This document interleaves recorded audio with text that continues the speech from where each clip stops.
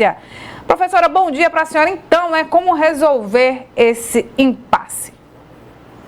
Bom dia, Renata. Bom dia, ouvintes da Rádio Cidade. Renata, estamos num imbróglio, relacionado à situação da educação em Pernambuco.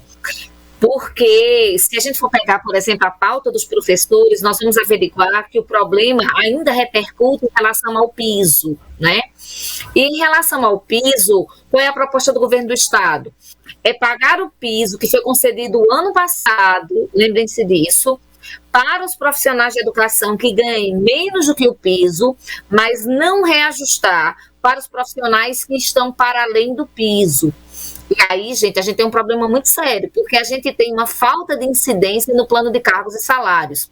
Essa semana, Renata, eu vi um deputado que esteve aqui em Caruaru, inclusive ele foi entrevistado aqui no Manhã Segurança nas escolas. Eu acho que deu uma travada o vídeo.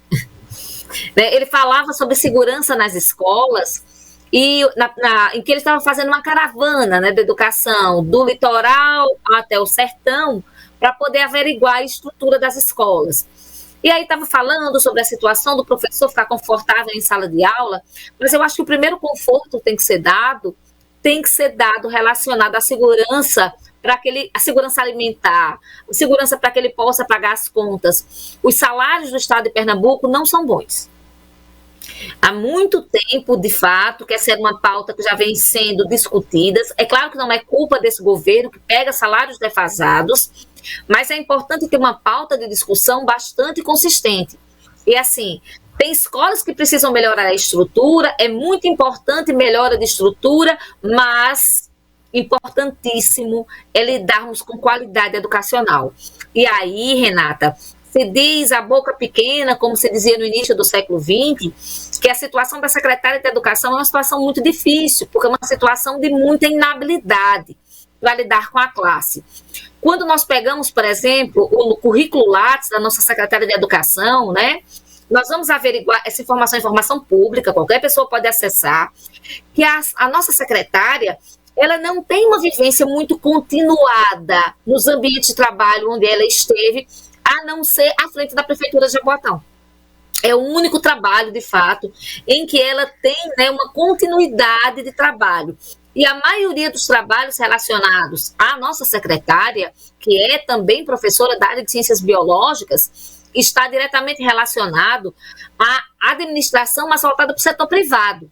E aí eu lembro que quando a governadora foi montar o seu corpo de trabalho, ela deixava muito claro que ela ia montar um corpo técnico. E eu lembrava, naquele primeiro comentário sobre a escolha da secretária, que essa escolha técnica na Secretaria de Saúde, na Secretaria de Educação, era uma escolha estranha. Por quê? Porque nós estamos lidando com uma secretária que vinha de índices de qualidade educacional na cidade de Jaboatão, que eram inferiores à da cidade de Caruaru, por exemplo. E se a gente for pegar cidades como Bonito, a gente está falando de um setor educacional que está muito abaixo. Então, não nos parecia muito uma escolha técnica. E uma coisa que a gente consegue perceber agora, pelos rumores que soam da Secretaria de Educação, é que essa escolha foi uma escolha política, através de uma grande construção de apoio, porque todo governo precisa de apoio, conjuntamente aí com dois candidatos, um a governo do Estado, outro a senador, que não lograram êxito, eles não conseguiram ser eleitos. Então a gente tem o Manso Torres e o Gilson Machado como sendo grandes padrinhos políticos aí da Secretaria de Educação, mas a Secretaria de Educação não está se dando muito bem com a categoria e a gente não tem um planejamento de melhoria da educação de Pernambuco. Até agora, pronto. É fato que Pernambuco tinha muito que melhorar a nível da educação, mas Pernambuco sempre esteve entre os 5 maiores indicadores do país em qualidade educacional. Então, se pegássemos, por exemplo, a proposta de tirarmos uma nota muito alta nos indicadores de qualidade, estávamos ali numa situação de mediana para mais. Tinha muito que crescer, mas até agora a gente não tem nenhum impacto relacionado ao setor de educação. Então, temos crise relacionada ao salário e temos crise relacionada aos indicadores de qualidade. Estamos aguardando as cenas dos próximos capítulos, aguardando ansiosamente que esse imbróglio se resolva e que nós tenhamos boas condições de trabalho, aliado a bons salários e um planejamento educacional que funcione, com uma ampla rede de tempo integral, com qualidade educacional e uma escola cada vez mais atrativa. É isso que todo mundo está esperando. Ô, professora, Mário, bom dia, né? Uma coisa que eu queria lhe perguntar é o seguinte: Raquel, quando foi prefeita de Caruaru, se eu não me engano, a educação foi uma das áreas que ela teve mais problema, né? Inclusive, foram 5, se eu não me engano, secretários durante o tempo que ela foi prefeita, né?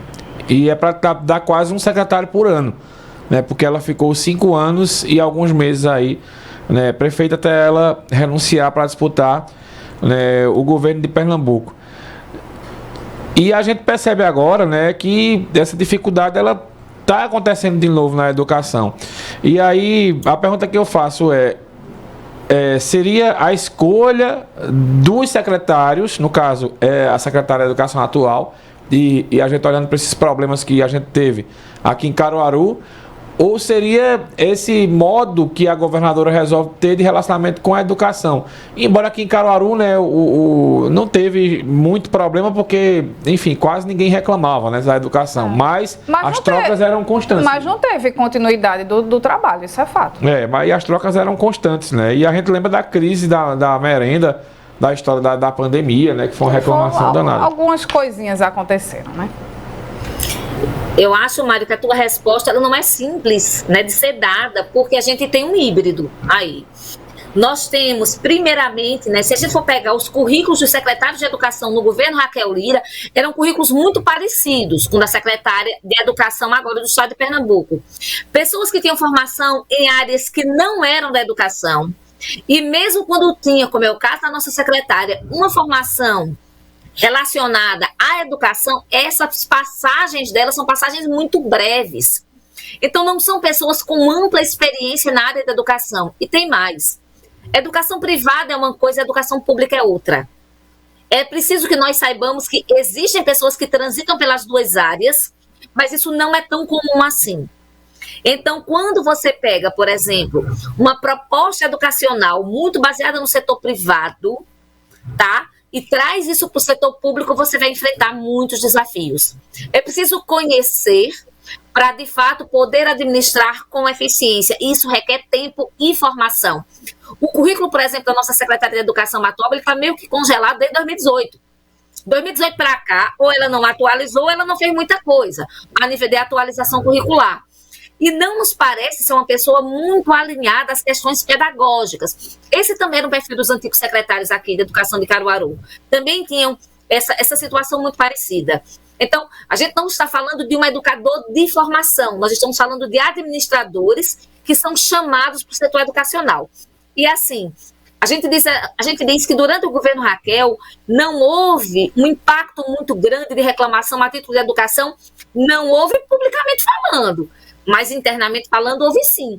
Inclusive, os membros dos sindicatos, porque a gente está falando de uma cidade que tem mais de um sindicato relacionado à educação, eles diziam que não tinha muito espaço de negociação.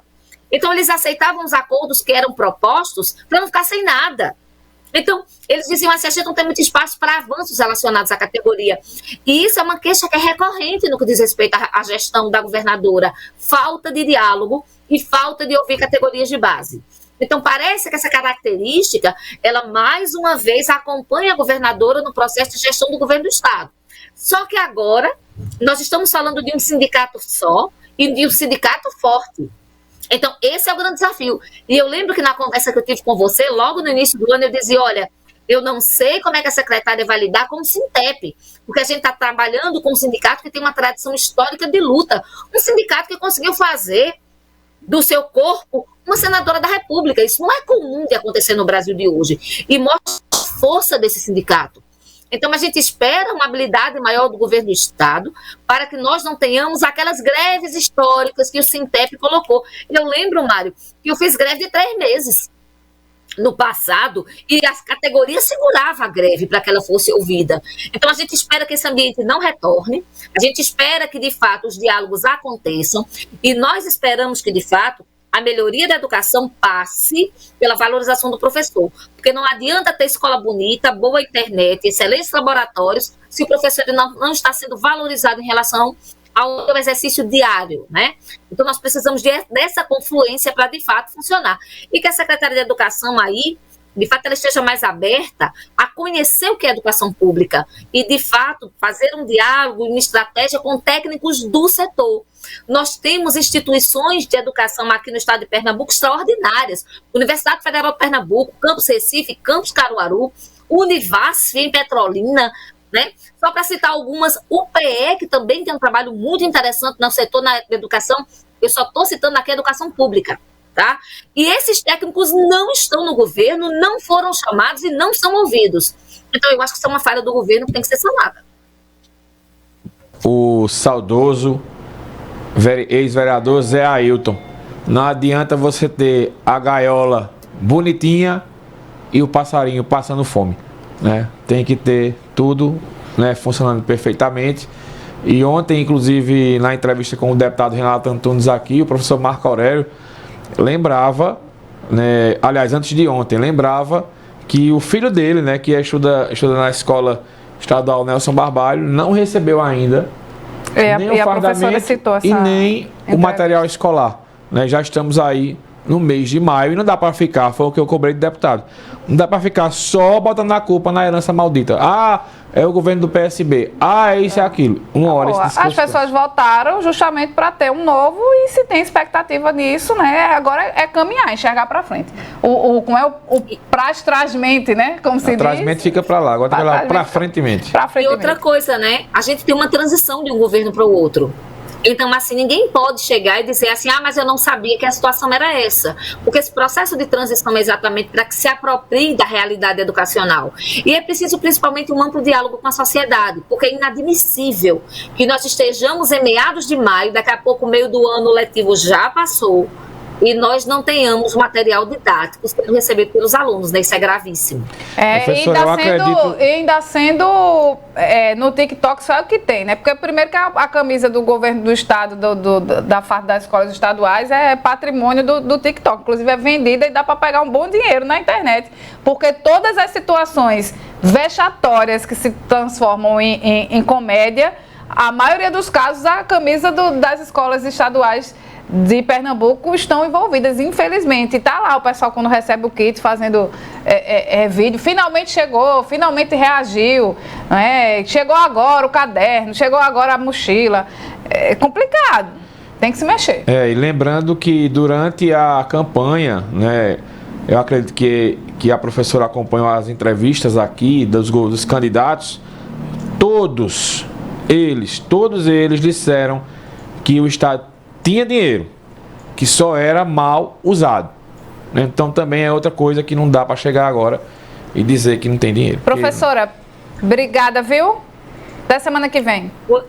Até semana que vem, muito estranho, né, Mário? Então, preciso, de fato, transparência para que nós saibamos, de fato, quais são os problemas que estão ocorrendo. Então, bom dia a vocês, aos ouvintes da Rádio Cidade. E vamos cobrar do governo de Pernambuco a educação de qualidade, porque nós precisamos e merecemos. Muito bem. Essa foi a professora Rita de Cássia na coluna Educação na Cidade.